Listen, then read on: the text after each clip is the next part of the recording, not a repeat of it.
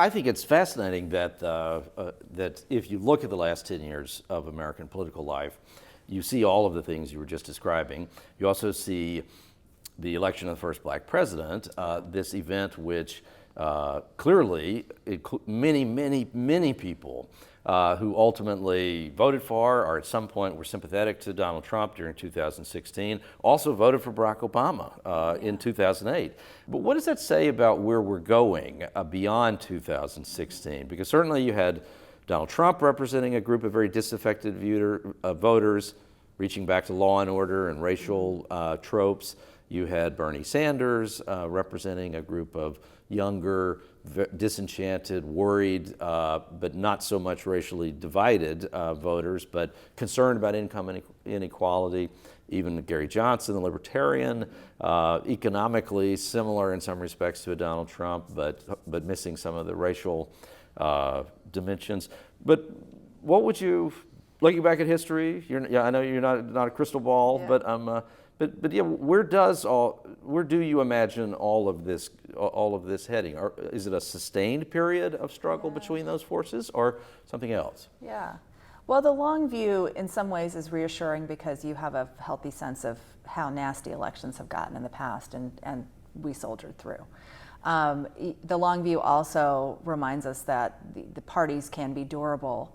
And that, the last 50 years have seen, in some ways, a sharp turn in a rightward direction, and a direction towards smaller government, and also a sharp turn towards a reanimating of divides that perhaps were papered over the middle part of the 20th century, and where people are asserting their identities more sharply in both positive and negative ways.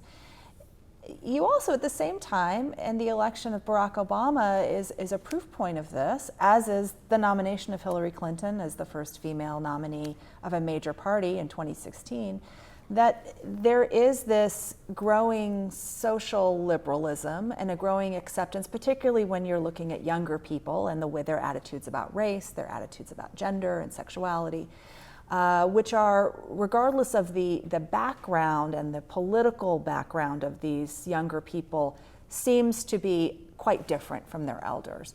And so you have this strange contradictory politics that is, I imagine, will endure. And it is all made, part of what we're operating with right now is, again, going back to how communication media shapes a particular election and electoral moment. We're now in the era of the fire hose of information and the radical transparency of social media and the internet, where it's sound bites have been replaced by hot takes, and everyone has a hot take. And on the one hand, it creates this cacophony of voices, and including some very angry and some incredibly nasty and violent voices. Perhaps it's easy to be more angry and more violent when you have a cloak of anonymity and a computer screen rather than doing it in person, but that doesn't mean it won't be personal. But there also is this conversation going on, and this frank conversation about racial inequality, about gender, about social inequality and economic inequality that the United States hasn't experienced for quite some time, but these things have been brewing and have been there. It's just that perhaps they haven't all been wrestled with in such an immediate way as they have been in this incredible, fateful year of 2016.